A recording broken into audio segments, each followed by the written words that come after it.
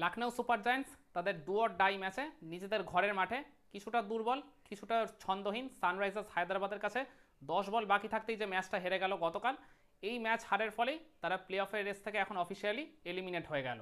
তো ঠিক কোন কোন কারণে বা কোন কোন জায়গায় হায়দ্রাবাদের কাছে ম্যাচটা এদিন হেরে গেল লখনৌ, চলুন সেগুলো নিয়ে আজকের এই ভিডিও অ্যানালিসিস করা যাক।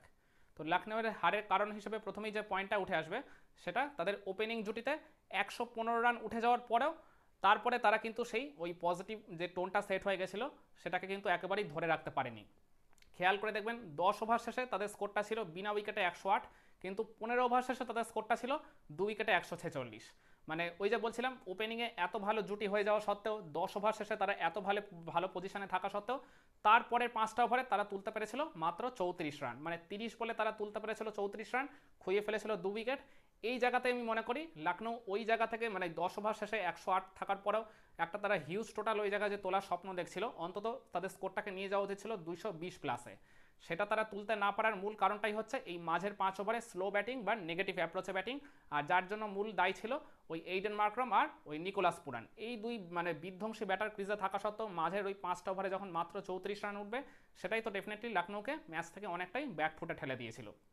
এরপর আমি মনে করি ওই ওপেনিংয়ে ওই 115 রানের জুটি হয়ে যাওয়ার পরে তারপরে কিন্তু খেয়াল করে দেখবেন তাদের আর সেভাবে বড় কোনো পার্টনারশিপ গড়ে ওঠেনি। হ্যাঁ, ওই নিকোলাস পুরান আর এইডেন মার্করামের মধ্যে একটা 35 রানের জুটি গড়ে উঠেছিল ঠিকই, কিন্তু সেটাও তারা মানে তুলতে সময় নিয়ে নিয়েছিল 23টা বল। মূলত যে কারণেই তারা মাঝের ওই মানে 5টা ওভারে মাত্র 34 রান তুলেছিল। আর এছাড়া এরপরে আর সেভাবে কোনো বড় পার্টনারশিপ বা আপ টু দ্য মার্ক পার্টনারশিপও গড়ে ওঠেনি, কিংবা তাদের মানে আর কোনো ইন্ডিভিজুয়াল ব্যাটারও সেভাবে বড় স্কোরও তুলতে পারেনি।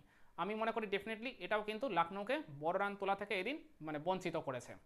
আর এরপর আপনাকে বলতে হবে ওই আব্দুল সামাদ আর আয়ুষ বাদনী, যাদের মূল কাজটাই হচ্ছে ফিনিশিংয়ের। আয়ুষ বাদনী কিছুটা আর কি ইনিংস বিল্ড আপের কাজও তিনি করতে পারেন। তো এই দুই ব্যাটার শেষের দিকে গিয়ে যখন ঝড়টা তুলতে পারবেন না, মানে যে মানে এই ফ্লারিশিংটা তাদের থেকে টিম এক্সপেক্ট করে, তো সেটা তারা তুলতে পারেনি। মানে দুজনেই 3 রান করে ওই জায়গায় আউট হয়ে গেছিল।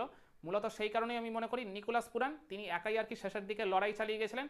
তিনি যদি ওই জায়গায় একটু সাপোর্ট পেতেন আয়ুষ বাদনী অথবা আব্দুল সামাদ, মানে দুজনের থেকে কিংবা দুজনের অন্তত একজনের থেকেও, তাহলে লখনৌ তাদের স্কোরটাকে ডেফিনেটলি আরও মানে 10 বা 15 রান বাড়িয়ে নিতেই পারতো। তো এই আয়ুষ বাদনী আর মানে ওই আব্দুল সামাদ মানে তারা up to the mark performance না করতে পারাটাও ডেফিনেটলি লখনৌকে এই ম্যাচে বড় রান তুলতে দেয়নি। আর এরপর আমি মনে করি ওই হায়দ্রাবাদের সেকেন্ড উইকেটের পার্টনারশিপটা, অভিষেক শর্মা আর ঈশান কিষান তারা দুজনে মিলে সেকেন্ড উইকেটে যে ওই 82 রানের জুটিটা আর কি গড়ে তুলেছিল, মূলত ওই পার্টনারশিপটার জন্যই হায়দ্রাবাদের ওই ইনিংসের শুরুতেই পজিটিভ টোনটা সেট হয়ে গেল।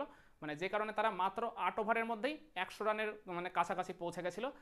এই পার্টনারশিপটাই বলতে গেলে মূলত হায়দ্রাবাদকে ম্যাচ জয় মানে অনেকটাই আর কি মানে সুনিশ্চিত করে দিয়েছিল। তো আমি মনে করি ডেফিনেটলি এই সেকেন্ড উইকেটে যে 82 রানের জুটিটা গড়ে উঠেছিল এটাও মানে হায়দ্রাবাদের মানে ম্যাচ জয় বা আর কি লখনৌয়ের ম্যাচ হারের অন্যতম কারণ। আর এরপর আমি একটা পয়েন্ট ওই জায়গায় বলতে ভুলে গেছিলাম, ঈশান মালিঙ্গার ওই দুরন্ত স্পেলটার কথা বলতে হবে, যেখানে তিনি 4 ওভারে মাত্র 28 রান খরচ করে দুইটা গুরুত্বপূর্ণ উইকেট তুলে নিয়েছিলেন। ওই জায়গায় প্রথমে তুলেছিলেন ঋষভ পান্তের উইকেট আর তারপর আয়ুষ বাদনের উইকেট। এই দুই ব্যাটার যদি ক্রিজে মানে আর কিছুক্ষণ থাকতেন, অন্তত একটা বা দুইটা ওভারে স্টে করতে পারতেন, ডেফিনেটলি আমি মনে করি মানে লখনৌয়ের স্কোরটাকে তারা আরও অন্তত 10 বা 15টা রান মানে বাড়িয়ে দিতেই পারতেন। তো ঈশান মালিঙ্গার মানে তার ওই দুরন্ত বলিং, মানে তিনি ওই মানে তার দলের মধ্যে সবচেয়ে ইকোনমিক্যাল বোলার ছিলেন, আবার সাথে তখন এই দুইটা গুরুত্বপূর্ণ ব্যাটারের উইকেট তুলেছেন, তার এই স্পেলটাকে আলাদা করে আমাকে মেনশন করতেই হবে। আর এরপর আমায় বলতে হবে ওই অভিষেক শর্মার 18 বলে বিধ্বংসী হাফ সেঞ্চুরির ওই ইনিংসটার কথা। ওভারঅল তিনি 20 বলে 59 করেছেন, কিন্তু ওই 18 বলে তিনি তো আর কি হাফ সেঞ্চুরি কমপ্লিট করে নিয়েছিলেন। তার ওই বিধ্বংসী ইনিংসটার জন্যই ওই ঈশান কিষানের সাথে তিনি ওই জায়গায় পার্টনারশিপটা গড়ে তুলেছিলেন 82 রানের, মানে যেটাই আর কি মূলত বলতে গেলে হায়দ্রাবাদকে এই ম্যাচ জয়ের ওই প্ল্যাটফর্মটা পুরোপুরি সেট করে দিয়েছিল। তো অভিষেক শর্মার এই ওভারঅল ইনিংসটাকেও আমাকে এই ম্যাচে ডেফিনেটলি লখনৌয়ের হারের কারণ হিসেবে তুলে ধরতেই হবে। আর এরপর আমায় বলতে হবে অল ইম্পর্ট্যান্ট ওই হেনরিক ক্লাসেন আর ওই 5-এ ব্যাটিং করতে আসা কামিন্দু মেন্ডিসের ওই মধ্যে যে 55 রানের জুটিটা গড়ে উঠলো। কারণ 140 রানেও যখন ওই মানে 3 উইকেট পড়ে গেছিলো ওই সানরাইজার্স হায়দ্রাবাদে, ঈশান কিষানের উইকেটটা ওই জায়গায় হারিয়ে ফেলেছিল তারা, তখনও কিন্তু লখনৌয়ের ম্যাচ জয়ের একটা বেশ ভালো মতো চান্স ছিল। ওই জায়গা থেকে আর একটা বা দুইটা উইকেট তারা তুলে নিতে পারলেই ম্যাচটা মানে কিন্তু মোমেন্টামটা পুরোটাই লখনৌয়ের দিকে শিফট হয়ে যেতেই পারতো, কিন্তু সেটাই হতে দেয়নি ওই কামিন্দু মেন্ডিস আর মানে হেনরিক ক্লাসেনের 55 রানের জুটিটা, যে পার্টনারশিপটা মূলত মানে হায়দ্রাবাদের ম্যাচ জয়টা পুরোপুরি শেষের দিকে গিয়ে সুনিশ্চিত করে দিয়েছিল। মানে তারা যখন ব্যাটিং করেছে তখন একবারও মনে হয়নি যে হায়দ্রাবাদ ওই জায়গা থেকে ম্যাচটা কখনো হেরে যেতে পারে। দুজনেই আর কি শেষের দিকে মানে ক্রিজ থেকে উঠে গেছিলেন, ক্লাসেন আউট হয়ে গেছিলেন, আর মানে কামিন্দো মেন্ডিস তার ঠিক এক বা দু বল পরেই হ্যামস্ট্রিংয়ের চোটের জন্য তিনি মাঠ ছেড়ে দিয়েছিলেন। কিন্তু এই দুজন আর কি মানে প্যাভিলিয়নে বা ডাগআউটে ফেরত যাওয়ার আগে তারা জয়টা পুরোপুরি ওই জায়গায় সুনিশ্চিত করে দিয়েছিলেন, যে কারণে পরের দিকে ওই অনিকেত ভার্মাদের মানে ম্যাচটা ফিনিশ করতে আর কোনো রকম সমস্যাই হয়নি।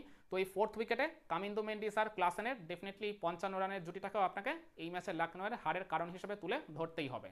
আর এরপর আমায় বলতে হবে লখনৌ সুপার জায়ান্টসের বোলিং ডিপার্টমেন্টের ওভারঅল যে খুবই আর কি পুয়ার বোলিং পারফরমেন্সটা, মানে তারা মানে প্রত্যেকটা বোলারই ওই জায়গায় এতই মার খেয়েছে, মানে দিগ্বেশ রাঠি যিনি 2টা উইকেট নিয়েছেন ঠিকই, কিন্তু তিনিও ওই জায়গায় মানে 9-এর উপর ইকোনমিতে রান বিলিয়েছেন, তিনিও 37 রান বিলিয়ে দিয়েছেন।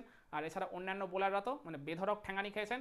রবি বিষ্ণয়ের কথা বলতে হবে, তিনি ওই একটা ওভার বোলিং করেছেন সম্ভবত ওই পাওয়ার প্লের পরের ওভারটাতেই, ওইখানেই তো অভিষেক শর্মা তাকে একবারে ছাতু পেটা করে পরপর তাকে ব্যাক টু ব্যাক 4টা ছক্কা মেরে 26টা রান যে তুলে নিয়েছিলেন, ওখান থেকেই ম্যাচের মোমেন্টামটা আমি মনে করি হায়দ্রাবাদের দিকে শিফট হয়ে গেছিলো।